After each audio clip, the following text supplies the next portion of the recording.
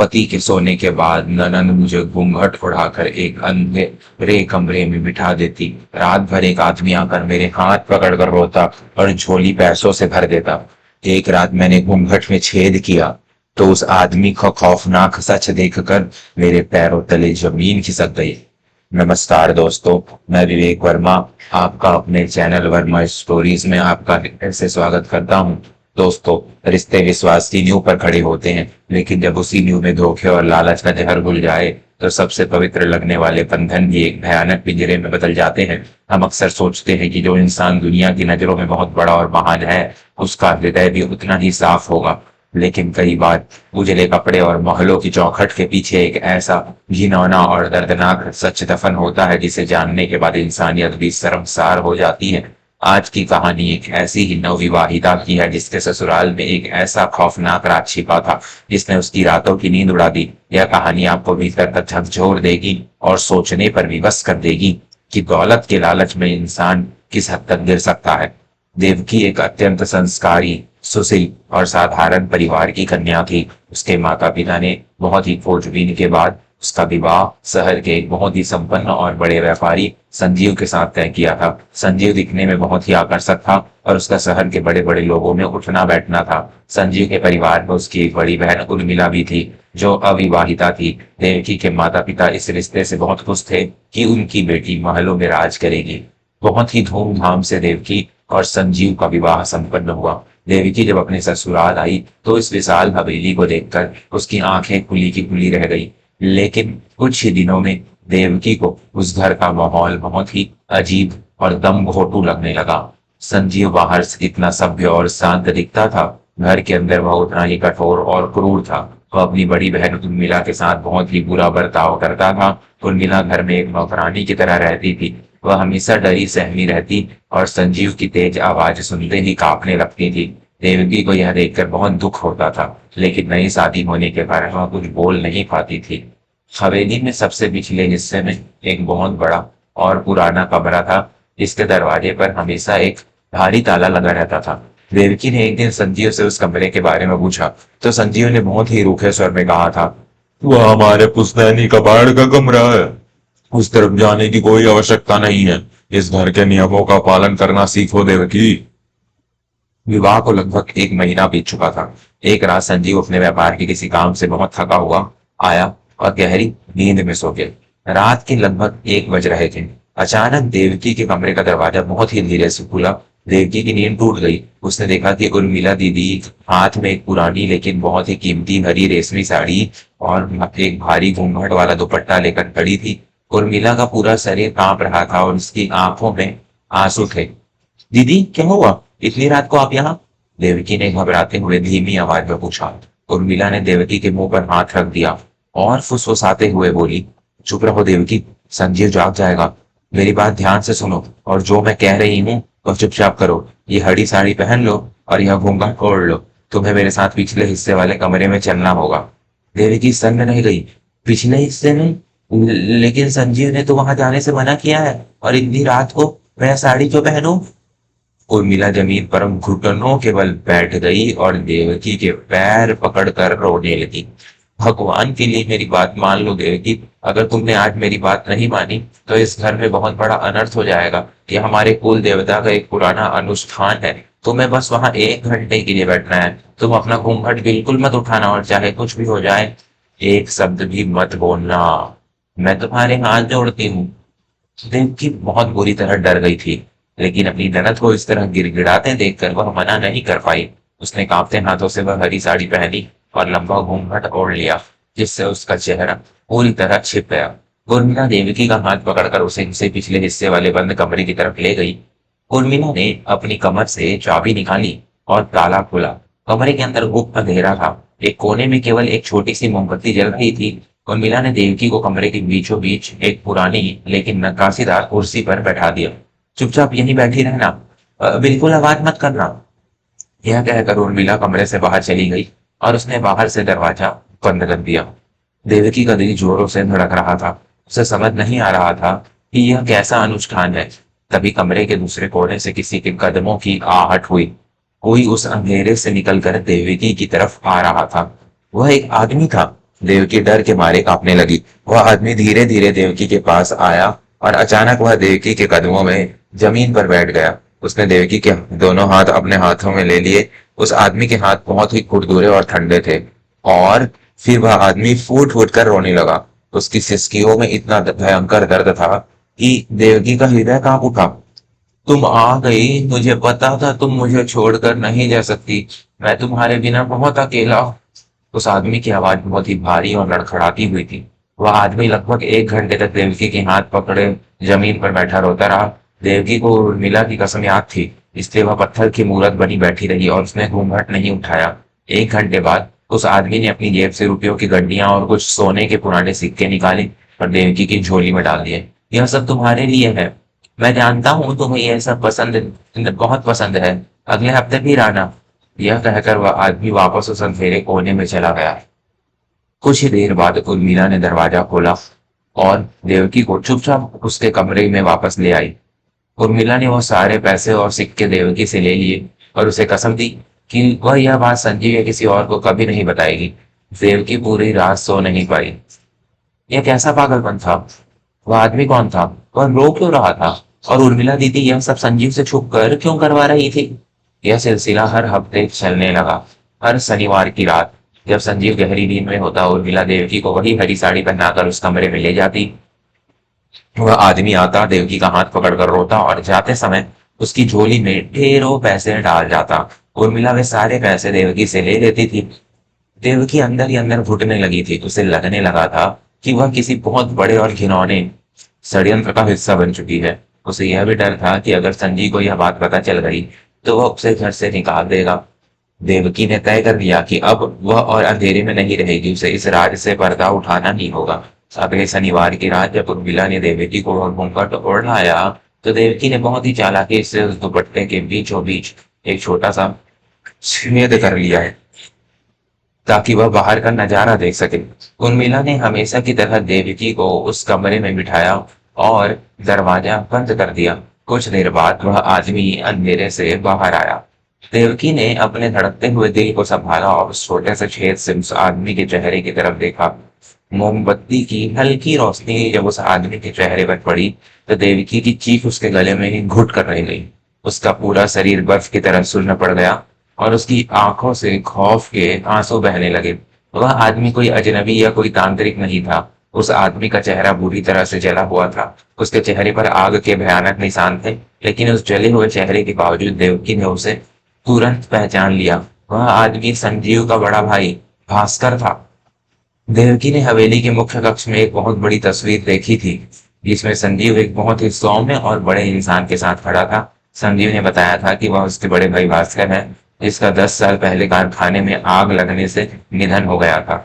लेकिन भास्कर तो जिंदा था, वह मरा नहीं था, बल्कि उसे इस खौफनाक और अंधेरे कमरे में जानवरों की तरह कैद करके रखा गया था। भास्कर रोते हुए देवकी के हाथ चूम रहा था। तुम मुझसे दूर मत जाना माधवी, मैं तुम्हारे लिए सब कुछ ठीक कर दूंगा। माधवी, यह नाम भास्कर की पत्नी का था जो सालों पहले घर छोड़कर भाग गई थी। देवकी का दिमाग तेजी से दौड़ने लगा। उसे सारी कहानी समझ में आने लगी थी। हरी साड़ी, वह घूंघट, यह सब माधवी का पहनावा था। उर्मिला दीदी उसे माधवी बनाकर भास्कर के सामने बिठाती थी ताकि भास्कर का पागलपन शांत रहे। जैसे ही वह समय पूरा हुआ, भास्कर ने हमेशा की तरह देवकी की झोली में बहुत सारे पैसे और गहने डाल दिए और अंधेरे में चला गया। उर्मिला ने दरवाजा खोला और देवकी को बाहर ले आई। कमरे में आते ही देवकी ने अपना घूंघट उतार कर फेंक दिया। अब उसकी आंखों में डर नहीं बल्कि एक भयंकर क्रोध की ज्वाला थी। उसने उर्मिला का हाथ जोर से पकड़ा और कड़क आवाज में कहा, दीदी, अब आप मुझसे कोई झूठ नहीं बोलेंगी। मैंने सब देख लिया है। वह आदमी संजीव के बड़े भाई भास्कर की हैं, जिन्हें संजीव ने मृत घोषित कर रखा है। यह सब क्या है और आप मुझसे यह घिनौना नाटक क्यों करवा रही हैं? उर्मिला के पैरों तले से जमीन खिसक गई। वह जमीन पर गिर पड़ी और फफक फफक कर रोने लगी। उसका बरसों का दबा हुआ दर्द आज आंसुओं के रूप में बह निकला। मुझे क्षमा कर दो देवकी, मैं मजबूर थी। मैं अपने भाई की जान बचाने के लिए यह सब कर रही थी, उर्मिला ने रोते हुए कहा। देवकी ने दरवाजा अंदर से बंद कर लिया और कहा, मुझे पूरी सच्चाई जाननी है दीदी। आज आपको सब कुछ बताना ही होगा। उर्मिला ने अपने आंसू पोंछे और उस दर्दनाक और खौफनाक अतीत से पर्दा उठाया। इसे संजीव ने अपने अहंकार और लालच के नीचे दफन कर दिया था। यह पूरा साम्राज्य, यह हवेली, यह करोड़ों का व्यापार, यह सब संजीव का नहीं है देवकी। उर्मिला ने कांपती हुई आवाज में बताना शुरू किया। यह सब भास्कर भैया की मेहनत का परिणाम है। भास्कर भैया बहुत ही होनहार और दयालु इंसान थे। उन्होंने पिताजी के निधन के बाद दिन रात एक करके इस व्यापार को खड़ा किया था। संजीव शुरू से ही बहुत लालची, मक्कार और ऐसो आराम में डूबने वाला इंसान था। उर्मिला की आंखों में खौफ छा गया। आज से 10 साल पहले संजीव ने भैया की पूरी संपत्ति अपने नाम करने के लिए एक बहुत ही नीच साजिश रची। उसने कान खाने में जानबूझकर आग लगवा दी। उस आग में भास्कर भैया बुरी तरह से घिर गए थे। उनकी जान तो बच गई, लेकिन उनका आधा शरीर और चेहरा बुरी तरह जल गया। और सबसे बड़ा आघात यह हुआ कि उस हादसे से सदमे से भैया अपना मानसिक संतुलन खो बैठे। देवकी बुद्ध बनकर सुन रही थी। भास्कर भैया की पत्नी माधवी बहुत ही स्वार्थी औरत थी। जब उसने देखा कि भैया अब एक जले हुए और मानसिक रूप से बीमार इंसान बन चुके हैं, तो वह संजीव से कुछ पैसे लेकर रातों रात भैया को छोड़कर भाग गई। माधवी के जाने के बाद भैया पूरी तरह से पागल हो गए।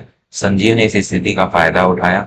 उसने दुनिया को बता दिया कि भास्कर भैया आग में जलकर मर चुके हैं, और उसने भैया को हवेली के उस अंधेरे कमरे में हमेशा के लिए कैद कर दिया। और मीला दहाड़े मार मार कर रोने लगी। मैं कुछ नहीं कर पाई देवकी। संजीव ने मुझे धमकी दी थी कि अगर मैंने मुंह खोला तो वह भैया को जहर देकर मार डालेगा।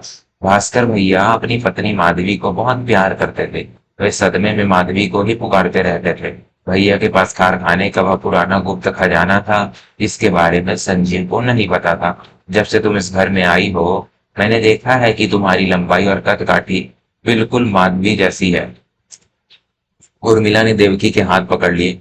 भैया जब भी उग्र होते हैं तो मैं तुम्हें माधवी की वह हरी साड़ी पहनाकर उनके सामने बिठा देती हूँ। तुम्हारी परछाई देखकर भैया को लगता है कि उनकी माधवी लौट आई है, और वे शांत हो जाते हैं। और बदले में वो जो पैसे देते हैं, मैं वो सारे पैसे संजीव को दे देती हूँ, ताकि उस लालच में आकर संजीव मेरे भाई को जिंदा रहने दे। मैं एक लाचार बहन देवगी, जो अपने भाई की सांसों की भीख मांग रही है। यह पूरा खौफनाक सच सुनकर देवकी के पैरों के नीचे से जमीन खिसक गई। उसका पति, जिसे वह अपना देवता समझ रही थी, वह साक्षात एक शैतान था। उसने अपने ही सगे भाई को जिंदा जला दिया, उसे कैद कर दिया, और अब उसकी बहन को ब्लैकमेल करके उस मानसिक रोगी भाई से पैसे ऐंठ रहा था।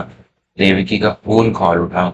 उसने उर्मिला को जमीन से उठाया और उसकी आंखों में आंखें डालकर बोली, दीदी आप लाचार थी, लेकिन मैं नहीं हूँ। जिस राक्षस ने अपने सगे भाई की यह हालत की है, मैं उसके साथ एक पल भी नहीं रह सकती, और मैं भास्कर भैया को इस नरक में और नहीं तड़पने दूंगी। अब संजीव के पापों का घड़ा भर चुका है।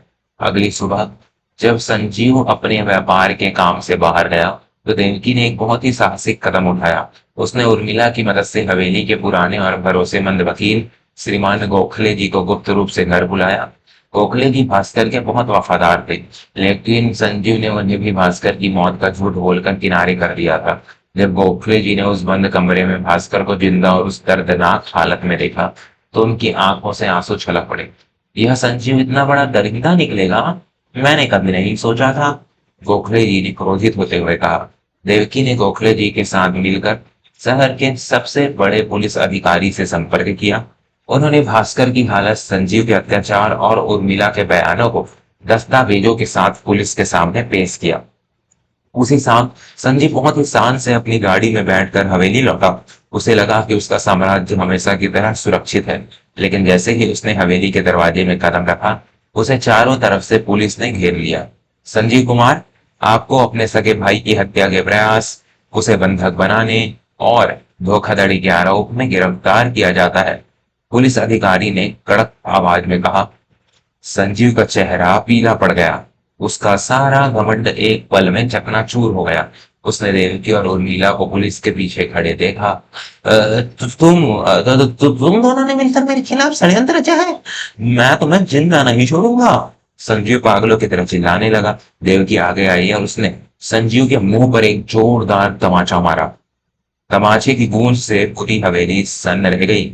यह तमाचा उस पत्नी की तरफ से है जिसे तूने धोखे में रखा। तो इंसान कहलाने के लायक नहीं है संजीव। दौलत के नशे में तूने खून के रिश्तों को ही जलाकर राख कर दिया। अब तू जीवन भर उसी काल कोठरी में सड़ेगा जहां तूने अपने देवता समान भाई को कैद करके रखा था। पुलिस संजीव को हथकड़ियां पहनाकर घसीटते हुए ले गई। उस रात हवेली में एक बहुत बड़ी शांति छा गई थी। देवकी और उर्मिला ने मिलकर भास्कर को उस अंधेरे कमरे से बाहर निकाला। उन्होंने भास्कर को हवेली के सबसे सुंदर और हवादार कमरे में रखा। देवकी ने उस दिन के बाद से कभी वो हरी साड़ी नहीं पहनी। उसने भास्कर का इलाज शहर के सबसे बड़े मानसिक रोग विशेषज्ञों से करवाना शुरू किया। देवकी और उर्मिला की निस्वार्थ सेवा, प्रेम और स्वच्छ वातावरण के कारण भास्कर की मानसिक स्थिति में धीरे धीरे सुधार आने लगा। कुछ सालों बाद भास्कर पूरी तरह तो नहीं, लेकिन काफी हद तक ठीक हो गया। उसने अपनी संपत्ति का आधा हिस्सा अनाथ बच्चों के लिए दान कर दी और बाकी संपत्ति अपनी बहन उर्मिला और अपनी उस रक्षक बहू देवकी के नाम कर दी। देवकी ने इस पूरी विपत्ति का सामना एक शेरनी की तरह किया था और उसने साबित कर दिया था कि सच्चाई और न्याय के आगे बढ़ने से बड़ा अहंकार भी घुटने टेक देता है। दोस्तों, दौलत का लालच इंसान की आंखों पर ऐसी पट्टी बांध देता है कि उसे अपने ही सगे खून का दर्द दिखाई नहीं देता। लेकिन बुराई चाहे कितनी भी गहरे अंधेरे में क्यों न छिपी हो, सच्चाई की एक छोटी सी किरण उसे बेनकाब करने के लिए काफी होती है। एक औरत अगर ठान ले तो वह किसी भी नरक से अपने परिवार को बाहर निकाल सकती है। संजीव को उसके कर्मों की जो सजा मिली और इस बात का प्रमाण है कि ईश्वर की लाठी में आवाज नहीं होती, लेकिन जब वह पड़ती है तो इंसान को संभलने का मौका भी नहीं मिलता। अगर आज की इस मर्मस्पर्शी और रोमांचक कहानी ने आपके हृदय के किसी कोने को छुआ हो, तो इसे अपने परिवार और मित्रों के साथ अवश्य साझा करें। अपनी अमूल्य राय हमें टिप्पणियों में लिखकर बताएं कि क्या देवकी ने संजीव को सलाखों के पीछे भेजकर सही किया। मैं विवेक वर्मा जल्द ही मिलूंगा आपसे एक और नई मार्मिक और प्रेरणादायक कहानी के साथ। तब तक के लिए सच्चाई का साथ दे, बुराई के खिलाफ आवाज उठाएं और जीवन में हमेशा खुश रहें। धन्यवाद।